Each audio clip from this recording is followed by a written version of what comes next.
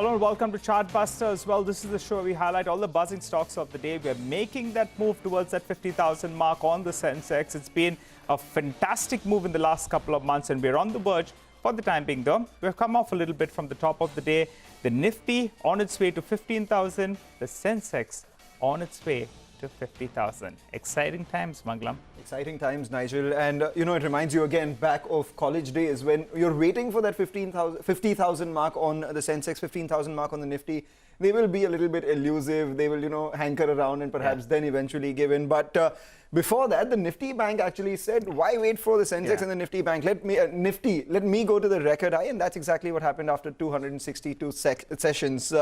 Just watch out for the mid-cap index. That's doing well as well. So far, so good. No problems. Well, that's right, Mangalam. And I think we have some news that's coming in there on HAL. The cabinet may consider procuring 83 LCA fighter aircrafts from HAL. So that's a stock that should come up for you on the screen. Our ticker team just alerted about that. And in fact, that's the one we're tracking. Well, let's get straight then to the top stories. First up, and then we'll get you a couple of managements. No stopping the record run. The Nifty Bank hits a life high. The Nifty surpasses the 14,600 mark, while the Sensex continues to march towards the 50,000 odd mark. Stock of the morning, Bharti Airtel receives permission for 100% FDI in its subsidiaries. The stock is the top gainer on the Nifty, even as multiple brokerages upgrade the counter. And it's a strong third quarter showing from Tata Elxsi, 30% surge in the year-on-year profits as the margins hit the highest we've seen in multi-quarters. Lupin is in focus after its Albuterol inhaler reaches 8% market share in the US market. The company is also looking to augment its injectables pipeline in the country. And metal stocks on the move. The rally after the dollar index cools off post the recent move.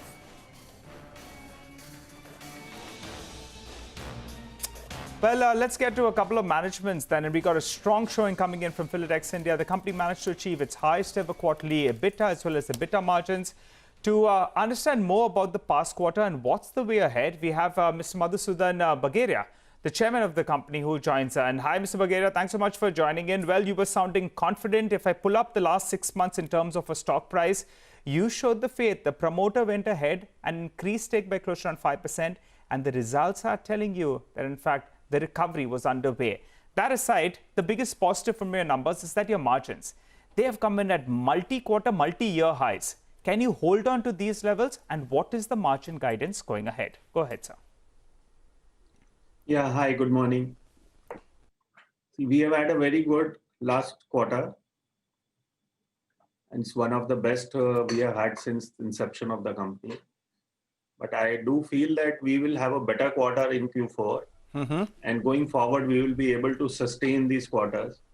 And the reasons for that is the demand for fabrics has increased considerably. The focus of the government has also shifted to man-made fibers in textiles, which was neglected for a long time. And a couple of measures taken by the government to give boost to man-made, because worldwide textile has grown mainly in man-made in last 10 years. So government has realized if they want to grow textiles, they need to focus also on man-made. We get that, Mr. Bagaria. That is why. Yeah, we get that, Mr. Bagaria. The third quarter, your margins were at 17%. Just wanted a couple of things from you. You said the fourth quarter will be good. The first 9 months, you've done revenues of close to 1,400 crores. This compares with 2,100 crores that you did the same time last year. What are you likely to end this year with in terms of a top line? And margins, the last quarter was 17%. What do you expect in the fourth quarter, even as crude prices are increasing? See, we expect to close at around 2,150 to 2,200. Okay. In our business, bottom line is more important than the top line. Top line can be tweaked by making products which don't have more margins. So like chips we make, which doesn't have margin but adds on to the top line. So right now we are not making too many chips. So that's why the top line will not increase substantially. But the margins will remain intact and we'll have a good fourth quarter. And I think we'll have a similar percentage-wise in the fourth quarter. So you're saying that margins will maintain at around 17%. Is that correct, Mr. Bagaria?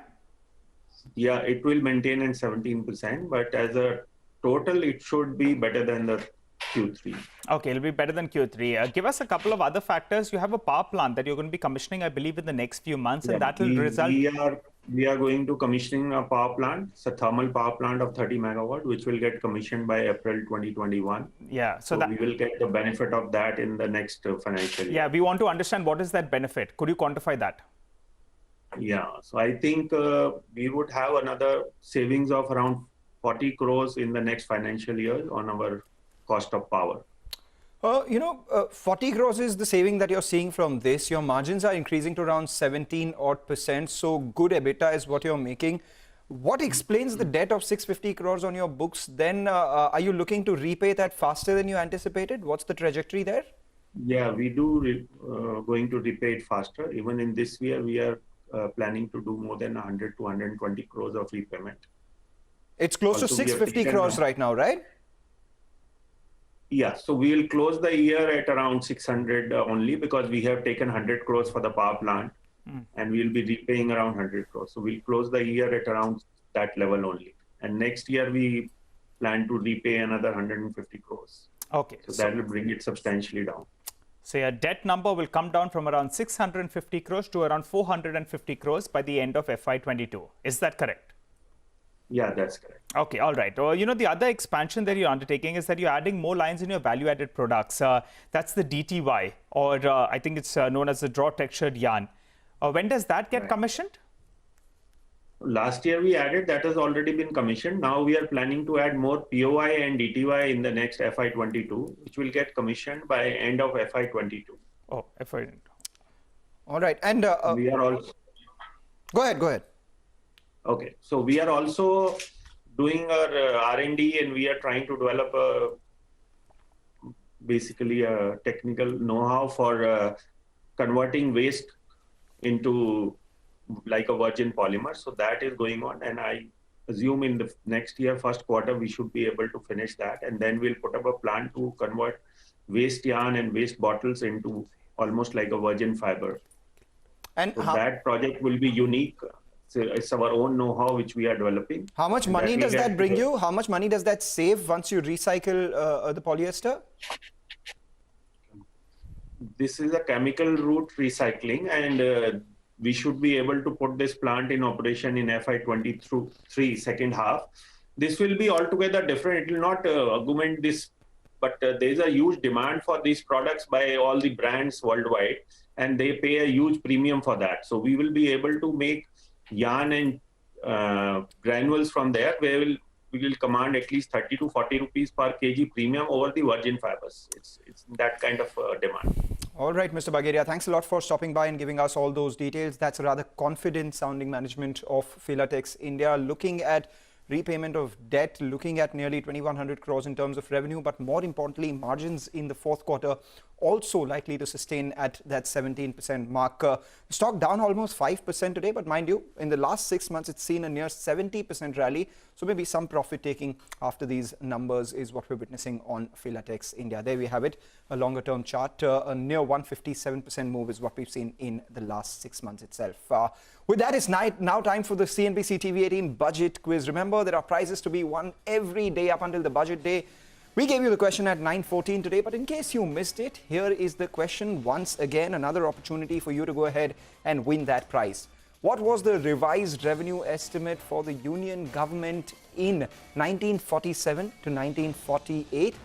And your options are A, 168.4 crores, B, 172.8 crores, C, 175.3 crores, D, 178.7 crores. What was the revised revenue estimate for the Union government in 1947, 1948? Do post all your answers on Twitter. Post them as a comment on the question tweet at CNBC.